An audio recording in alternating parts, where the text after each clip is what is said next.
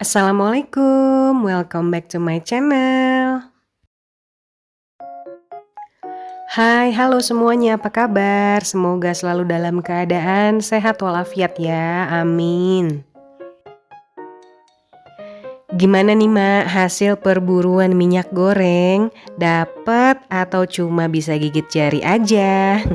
Kalau saya sih nggak ikutan berburu ya Mak. Tadi pas saya belanja ini nih di minimarket, itu kata pekerjanya, pegawainya ya, itu habis ngantri 1 jam untuk minyak goreng. Dan setelah 1 jam berikutnya itu saya baru datang.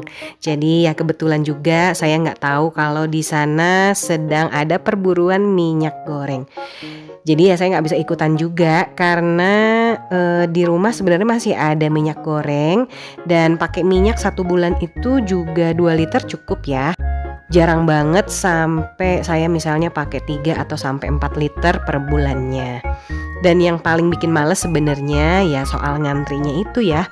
Gimana rezekinya saya aja lah nanti kalau misalnya saya pas belanja bulanan ya dapat minyaknya atau enggak. Saya belanja ini waktu hari Kamis sore ya Mak. Jadi pas Paksu pulang sampai rumah langsung saya todong untuk anterin saya beli ke minimarket. Nah ini karena hari Sabtu biasanya saya suka sarapan mie gitu ya. Di rumah itu udah tipis, udah tinggal 1 bungkus aja. Jadi bakalan kurang kalau misalnya saya nggak belanja. Dan saya juga beli sosis dan nugget sebagai tambahan lauk karena di kulkas saya tinggal ada setengah kilo ayam aja, jadi nggak akan cukup kalau misalnya sampai saya belanja mingguan nanti. Karena tanggung banget kalau saya cuma beli ayam misalnya 1 kilo gitu ya Mak.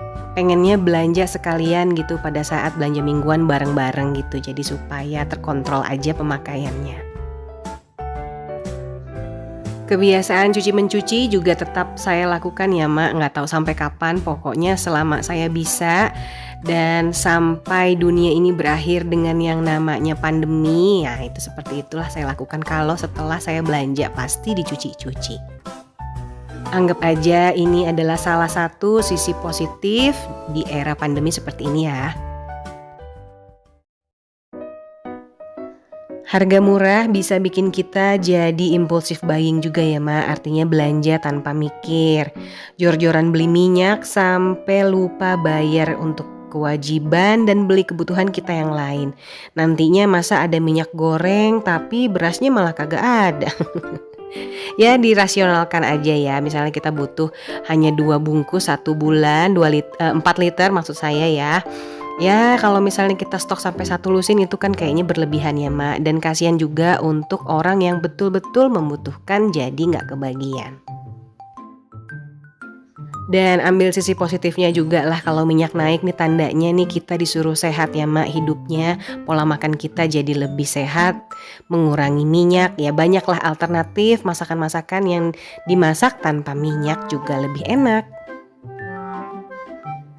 Memang sulit mengubah kebiasaan ya, apalagi mengubah kebiasaan ini sama seperti hampir merubah kehidupan kita. Mengubah kebiasaan boros itu juga nggak mudah, tapi ada sedikit cara yang bisa kita lakukan tanpa harus membuat kita jadi sengsara. Melakukan kebiasaan baik agar uang kita terkumpul. Kebiasaan baik seperti apa yang saya maksud? Jangan lupa nonton video ini sampai tuntas ya Mak, supaya tidak ada kesalahpahaman di antara kita. Gak lupa juga saya ingatkan untuk yang suka dengan video dan channel ini, jangan lupa untuk tekan tombol subscribe sebanyak-banyaknya. Terima kasih. Kebiasaan baik yang pertama agar uang kita terkumpul itu cobalah kita berhenti untuk keseringan membeli makanan dari warteg atau restoran. Lebih baik masak di rumah, bawa bekal dari rumah, mau kemanapun kita pergi bawa bekal. Kalau bisa tahan lapar kita sampai kita sampai di rumah ya. Kalau misalnya makanan habis ya coba masak lagi aja untuk makan malam. Kalau ini saya masak untuk makan siang anak saya dan juga tambahan bekal untuk Paksu. Ya karena berhubung ayamnya itu tinggal setengah kilo aja, jadi saya hemat dulu. Kali ini saya cuma masak sisa sayuran yang ada di kulkas dan sedikit chicken nugget ya Mak, untuk tambahan lauknya. Supaya irit, jangan kita pergi keluar nih pada saat weekend ya, Jumat malam atau hari Sabtu. Atau kita juga boleh aja nih jalan-jalan atau bersantai di kafe, tapi ya dibatasi. Misalnya seminggu sekali atau sebulan 2 kali. Pokoknya disesuaikan dengan budget masing-masing ya. Kalau bisa pilih juga hari yang ada promonya. Biasanya sih weekday ya, kebanyakan banyak promo karena orang-orang pada kerja, jadi dikasih diskon pada saat weekday. Tapi kalau weekend biasanya harga suka mahal. Biasanya setelah lama kita melakukan penghematan itu kita pasti kangen ya Mak dengan makanan atau baju-baju incaran kita yang mau dibeli dulu tuh tapi nggak bisa karena kita lagi berhemat. Nah boleh aja nih kita memanjakan diri untuk memenuhi kebutuhan yang belum sempat terpenuhi. Tapi hanya dilakukan dalam 1 bulan 1 kali aja supaya semua pengeluarannya bisa kita kendalikan. Ini juga boleh berlaku untuk orang lain ya. Misalnya kita membelikan atau memberikan sesuatu kepada orang lain. Tapi ingat, mentraktir teman atau anggota keluarga tentu aja bisa mengurangi ya Mak yang namanya tabungan kita entah di rekening ataupun di rumah gitu ya.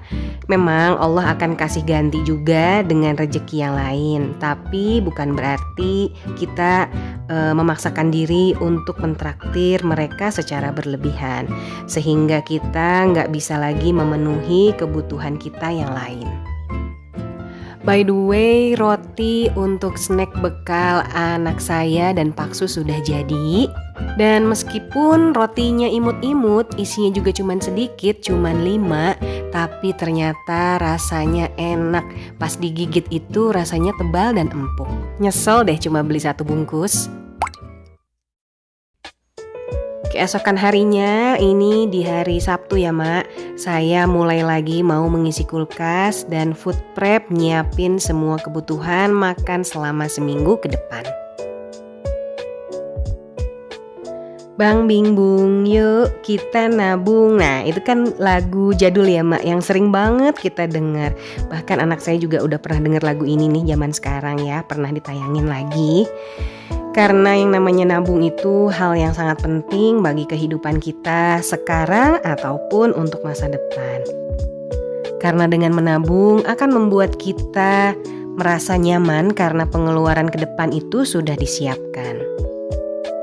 Usahakan kita sisihkan untuk tabungan sebesar 10% dari penghasilan. Kalau gajinya makin besar atau nambah, persentasenya juga bisa ditambah jadi lebih besar lagi. Jadi makin banyak yang ditabung, makin banyak juga simpanan uang untuk masa depan. Sebenarnya kita sendiri itu sudah tahu loh dan sadar dan tidak ingin mengalami yang namanya kebiasaan belanja yang berlebihan, ya kan Mak?